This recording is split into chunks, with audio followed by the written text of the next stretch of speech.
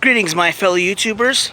This is a shot of whiskey, and Washington State primaries are coming up. Yeah, it's been kind of distracting looking at this because, you know, I live in the southwestern part of the state, not too far from Portland, so of course I hear a lot more about the crap going on in Portland. I even have friends on my Facebook page.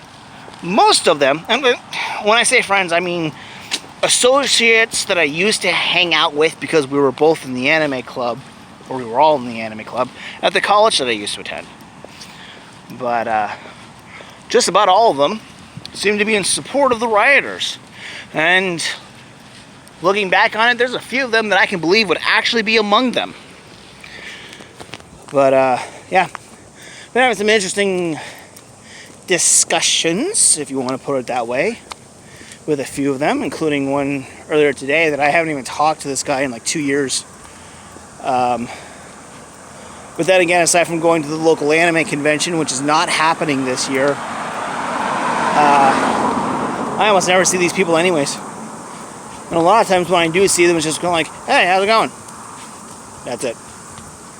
So there's really only a couple of them that I actually liked seeing anymore. So, but anyways, Washington primaries. Most of the stuff that I've been looking at with my ballots, pretty simple. You have 2 or 3 choices, and plus with this being the primaries, it's not really as important as the actual main election. You're just basically narrowing down the field. And with some positions, that's important, such as our governor race. Some of you may remember that Washington's governor, Jay Inslee, was a presidential candidate for this election cycle. He was one of the first to bail out because nobody wanted to vote for him. Not even Washingtonians, because he sucks. And then that's been much, much more obvious here in 2020. Especially for those of us who live out here. But, yeah, I will say this for Inslee. When he campaigned, his primary thing was climate change. It was not Orange Man bad. It was something that had nothing to do with Trump. So I will give him that much credit. Not to say that he didn't occasionally say something that was anti-Trump, because he was a Democrat, so why wouldn't he? But, yeah, most of it was, I want to keep the planet alive. I care. You know, whatever. Anyways, apparently there are so many Washingtonians that are fed up with this crap. He's got 35 other opponents right now. And when I was looking at the ballot, almost half, I think it was like 17 of the candidates, are Republican or some obvious variant. And what I mean by that is the word Republican was still in the title. Something like Trump Republican Party and pre-2016 Republican Party. So basically this guy is a rhino who apologizes to the Democrats and let them do whatever the hell they want. Maybe that's what he means. But, yeah, it's kind of funny. There are some other options that are clearly left-leaning, like there's the obvious Democrat, which kind of makes me wonder, did they do it because they actually think that Inslee's not the greatest person for the job? Or are they doing it because maybe when they originally submitted their ballots, or, you know, the paperwork for the ballots, maybe they thought that Inslee actually had a chance in hell at getting the nomination, which if they did, they're stupid. I mean, because, like, on the Democrat side, they had a lot of heavy hitters. And I hate giving these people credit on any sort of level, but Elizabeth Warren had a lot of support. Bernie Sanders, a lot of support. Pete Buttigieg, a lot of support. The guy who ended up winning, Joe Biden, a lot of support. You know, I mean, even Kamala Harris and Tulsi Gabbard had a better chance at it than Jay Inslee. It was sad. But, not sad as in though I'm bothered by it. I actually think it's kind of fucking hilarious. But, of course, we got the primaries coming up. And he's got to worry about his fellow Democrats. He's got to worry about, the Socialist Party, the Labor Party. There's other positions. Apparently there's a proprietarian party that's on the list. I don't even know what that is. I've never even heard of it. So honestly, I'm planning on looking up this stuff mostly on Saturday, because I'll actually have the time to do it. Hopefully. Sunday's a definite no. I've got plans that involve traveling and stuff like that on Sunday. But maybe Saturday. And if not, I still have another week and a half from now, or from then. Election day is August 4th, so I have time to look this stuff up. But I don't want to dilly-dally with it too much. I don't want to be that kind of guy who's like, oh crap, it's August 4th, Phil, who cares? I actually want to make an intelligent, informed decision.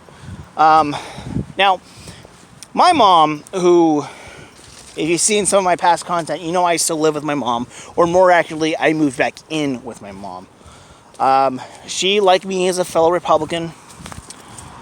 She still hasn't quite figured things out yet. She sent me an article that talks about the top 6 candidates to legitimately have a legitimate chance at ending Inslee's reign of terror.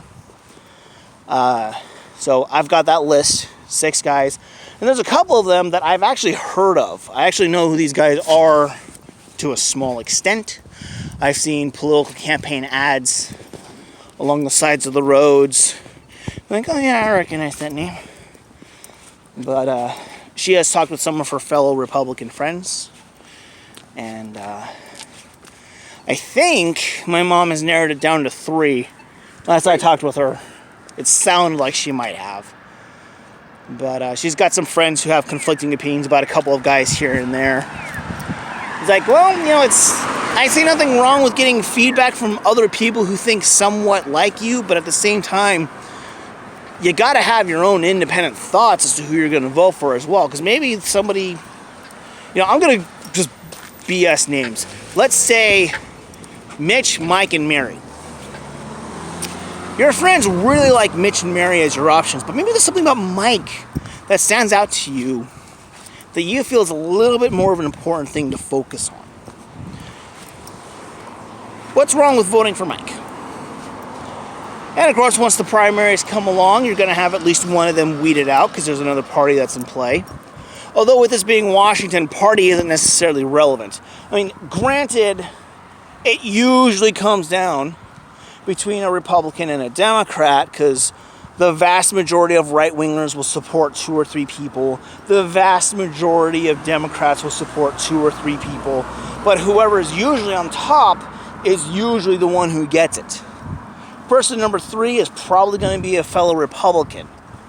And maybe even person number 4. I don't know. But I honestly don't recall, since Washington is doing it this way, that there's been a Democrat versus Democrat. Like the very first election that I qualified to vote for was between Dino Rossi and Christine Gregoire back in 2004.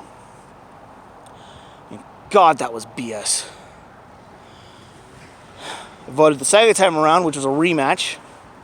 And then there was this most recent one, hold on, no. The rematch was 2008. 2012 was Gregoire versus somebody else. But that somebody else was a Republican. I remember that much. But it wasn't Dino Rossi, it was some other jackass. But unfortunately, Gregoire won that one. And then this recent election, it was Jay Inslee against a Republican, Rob McKenna. I knew a couple things about McKenna. I didn't know shit about Inslee. So even if I was a neutral voter who might vote Democrat every now and then, I had nothing about Inslee to go off of. I had negatives about Rob, negatives about Jay, and positives about Rob. What were the positives of Jay? Never saw an ad that Jay Inslee had about what made him a good candidate. It was just, don't vote for Rob McKenna because he says that the Tea Party is part of Washington, or something like that.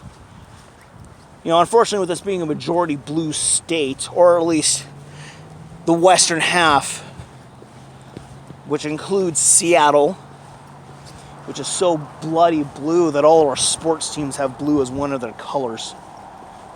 Which, little extra side note, apparently the Seattle hockey team has picked their mascot, and I think it's stupid. It's the Kraken. The Seattle Kraken. Oh my God. Ugh, gag me. I had a feeling it was going to be something stupid like that was going to piss me off and make me regret thinking, oh, hey, I'm going to have a team I can finally go and watch a game for. You know what? No. My second favorite team in the West is still going to be the Vancouver Canucks. I might go to a game depending on who they go against. Vancouver Canucks? Sure. St. Louis Blues, my number one team? Sure. Pittsburgh Penguins? Sure. Florida Panthers? Sure. But just to go to a game, because why the hell not? Because yay, Seattle? No, I'm sorry. If you're going to give the mascot something... If the mascot's going to be dumb like that, no, forget it. I'm not going to have a team where the mascot is food. Kraken is just an overgrown squid. I eat squid. Wow, that went on longer than I planned. But yeah, so I'm going to go ahead and leave this as a final note. Well, it's more like a story than a note. So there's this gal who I know through the local anime convention. Known her for many years. And you know, I'm not like saying that we're close pals or anything like that. We just kind of like each other because, you know, she's a model. And what's kind of funny is one of the very first conversations that she had when she brought this up, I was like, oh, that's kind of cool. You look kind of artsy. And so she's like, you don't think I'm pretty? Or, no, what was the word? Hot. You don't think I'm hot? I'm like, honestly, no. I think you look like a 6-foot tall boy who weighs 60 pounds. But that works in the modeling industry sometimes, and you have certain things about you that looks like you can actually probably make it work. You could probably be pretty good at this profession. And she's like, okay, I can go with that. I'm like, cool. I don't want you to think I want to put my pee-pee in you. Because I don't. But, you know, years go by. And so here we are, the political arena. Of course, she's hardcore leftist. She was actually defending Chaz or Chop or whatever the hell you want to call it. I'm like, I don't see why you would want to, even as a leftist. It makes no sense. It's dumb. But yesterday, I think it was, might have been today, but I'm pretty sure it was yesterday, she posted something about the ballot, and it says that there's 47 people running for governor. And so I'm like, no, it's 36. And so she shows me pictures of her copy of the ballot. And she's like, oh, the rest are on the back page. And I'm like, yeah, on the back page for me, it's just a few small positions, like a county council position and state legislator and stuff like that. You know, because we live in different parts of the state. Our smaller positions also have people grabbing for them. So it's going to be different depending on where in the state we live. I can guarantee you, folks in Spokane, Walla Walla, Yakima, they're just going to look different than what you have and what I have. And she's like, hey, wait a second. Are lieutenant governors different than the governor? I'm not even kidding. I'm like, yeah, they're basically like a VP. The only real significant difference is we as the voters actually have a say in it. Kind of. So she's like, oh, okay, that makes sense. Then yeah, you're right. It's 36. So, I don't know, just kind of a fun little story. I don't really want to say that she's an idiot. But, you know, most people don't even know what the hell a lieutenant governor is. So, well, maybe not most, but a decent enough to where I don't really see this as her being an idiot. The fact that she's a leftist who supported the Chaz, maybe. I mean, I don't want to be an asshole towards her, but why would any intelligent person support Chaz? So, anyways, yay voting. And I'm going to go ahead and cut this off before it hits the 15-minute mark. Hopefully, if the stop button will work. Until then, everybody, peace out.